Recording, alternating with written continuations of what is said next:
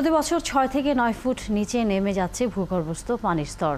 ফলে পানির সংকট যেমন বাড়ছে, তেমনি পানি উত্তোলনের খরচও বাড়ছে। আবার মাটির নিচে শূন্যস্থান তৈরি হওয়ায় ভূমি দেবে যাওয়ার আশঙ্কা করছেন বিশেষজ্ঞরা। অনিয়ন্ত্রিত পানি উত্তোলনের কারণে ভূগর্ভস্থ পানিও আর নিরাপদ থাকছে না অনেক সময়।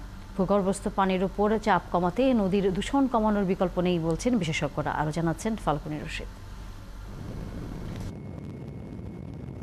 নদী নালায় ভরপুর বাংলাদেশ, তারপরও প্রায় ৯৮% ক্ষেত্রেই ব্যবহার করা হয় মাটির নিচে থাকা পানি। হোক তা বাসার কাজে অথবা কৃষিকাজে কিংবা শিল্প কারখানা, সবখানেই ব্যবহার করা হয় এই ভূগর্ভস্থ পানি। একটা সময় পানির চাহিদা ছিল কম, ফলে মাটির নিচ থেকে পানি তোলা হলেও বৃষ্টির পানি সেই ক্ষতি অনেকটাই পূরণ করতে পারত। এখন যেমন মানুষ বেড়েছে, তেমনি বেড়েছে শিল্প কারখানা, ফলে চাহিদা বেড়েছে কয়েক গুণ। শুধুমাত্র ঢাকার জন্যই প্রতিদিন 25 লাখ কিউবেক মিটার পানি তোলা হয় মাটির নিচ থেকে।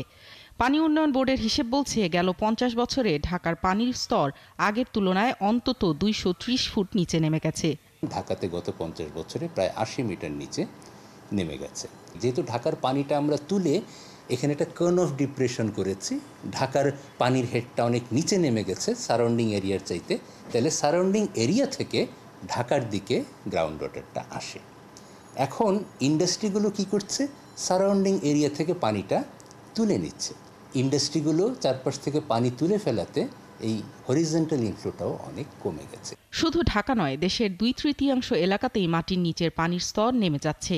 ফলে একদিকে পানির সংকট তৈরি হচ্ছে, আবার ঢাকা ও এর আশেপাশের এলাকার মাটি ডেবে যাবার আশঙ্কাও করছেন বিশেষজ্ঞরা। যেখানে এরকম বেশি ভূগর্ভস্থ পানি তোলা হয়, সেখানে ভূমি বসে যাওয়ার একটা ব্যাপার অনেক সময় হয়, যেটাকে বলা হয় ল্যান্ড সাবসিডেন্স।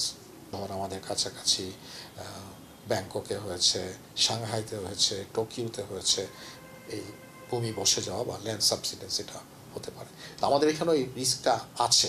তো যখনই পানির ক্রাইসিস হয়, সহজ সমাধান হলো ভূগর্ভস্থ পানি আরও নিচের থেকে পানি তোলা।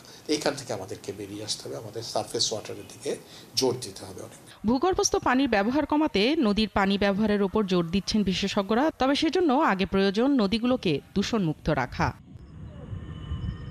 ফাল্গুনী রশিদ, ৭১, ঢাকা।